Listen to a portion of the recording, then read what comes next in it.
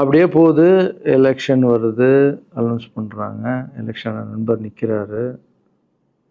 Result அன்றைக்கி டோட்டலாக மாறுது எல்லாமே. அப்படியே தலைகீழாக ஆகுது. புரட்டி போடுறாரு சரித்திரத்தை. வேறம்மா இப்போ முதல்ல தெரிந்து எங்கள் அம்மாவை தான். எனக்கு ரொம்ப ஆசையாயிடுச்சுன்னா எங்கள் அம்மா மேலே.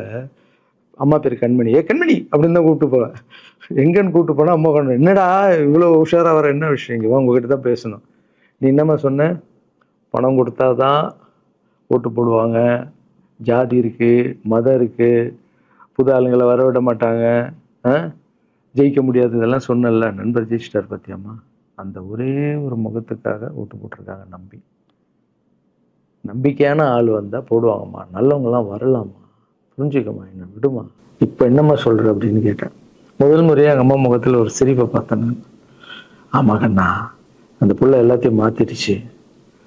இவ்வளோ பெரிய வெற்றி அடி வரணும்னு நான் எதிர்பார்க்கலப்பா. ஒரு நல்ல மனுஷன் வந்து பண்ணணும்னு நினச்சா அது முடியுங்கண்ணான்ற நம்பிக்கை எனக்கு வந்திருக்குப்பா அப்படின்னு அம்மா சொன்னான். அப்போ என்ன போயிடலாமா, ஓகேவா அப்படின்னு கேட்டேன். போக்கண்ணா, நீ நினச்ச மாதிரி பண்ணு அப்படின்னு அம்மா சொன்னோன்னு காலில் சாப்பிட்டாமா வந்தேன். தேங்க்யூ ஸோ மச்மா அப்படின்னு. ரொம்ப ஹாப்பி நான். அம்மா ஓகே சொல்லிட்டாங்க அரசியல் வர்றதுக்கு. இப்போ நான் தாய்க்கு நிகரான்னு நினைக்கிறேன். என் ரசிகர்கள் கேட்குறேன், நான் அரசியலுக்கு வரலாமா? இதை பார்த்துட்டு இருக்கிறவங்களுக்கு, இந்த மக்களை கேட்குறேன், நான் அரசியலுக்கு வரலாமா? அந்த தகுதி எனக்கு இருக்கா? நீங்களும் சொல்லுங்கள். இந்த வீடியோ பார்த்துட்டு இருக்கவங்க கமெண்ட்ஸ் போடுங்க. பசங்களா, இவங்க தான் என்னுடைய 22 வருஷத்தினுடைய உழைப்பு. அரசியலுக்கே வராமல் மக்களுக்கு நான் செஞ்ச சேவை உங்கள் கண்ணு முன்னாடி நிப்பாட்டியிருக்கேன். இப்போ உங்கள் வயசு என்ன? 22 வயசாகுது. ஒரு வயசில் என் கையில் வந்தார் இவர். அந்த ஃபோட்டோவை நீங்களே பாருங்கள். இப்போ 22 வயசு. ஒரு குழந்தைய வளர்க்குறதுக்கு நீங்கள் எவ்வளோ கஷ்டப்படுவீங்க உங்களுக்கு தெரியும்ல. அந்த கஷ்டம் என்னென்னா, ஸ்கூலுக்கு அனுப்புறது ஃபீஸ் கட்டுறதுலேருந்து, உடம்பு சரியில்லாமல் போனான்னு அவன் ஆசைகளை நிறைவேற்றுறதுலேருந்து, ஒரு குழந்தைக்கு அப்படின்னா 60 குழந்தைங்களை வளர்த்துருக்கேன். எவ்வளோ பிரச்சனை வந்திருக்கேன், எவ்வளோ நோய்கள் வந்திருக்கும், எவ்வளோ நைட் தூங்காமல் வந்திருக்கேன், அதில் எவ்வளோ டிஸ்டர்ப், அதுவும் என் வீட்டில் வளர்த்துருக்கேன். இதெல்லாம் எதுக்கு பண்ணேன்னா, எந்த ஒரு எதிர்பார்ப்பும் இல்லாமல் கடமை செய் பலனை எதிர்பார்க்காதன்ற இந்த வார்த்தை எனக்கு ரொம்ப பிடிக்கும்.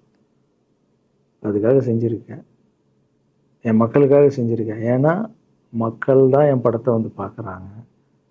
மக்களால் தான் நான் கார் வாங்குகிறேன், வீடு வாங்குகிறேன், சந்தோஷமாக இருக்கேன். அவங்களுக்கு இந்த சொசைட்டிக்கு நான் ஏதாவது பண்ணணும். அரசியலுக்கு வர்றதுக்கு முன்னாடியே பண்ண விஷயங்கள் பார்த்தீங்கல்ல. 22 வருஷம் உழைச்சிருக்கேன்.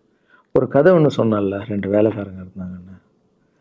சின்சியராக யாருக்கும் ஜாலர் அடிக்காமல் எதுவும் பண்ணாமல் என் தொழிலுக்கு தர்மமாக, என் மக்களுக்கு தர்மமாக என்ன பண்ணணுமோ 22 வருஷம் உழைச்சி உங்கள் கண்ணு முன்னாடி நிப்பாட்டிட்டேன்.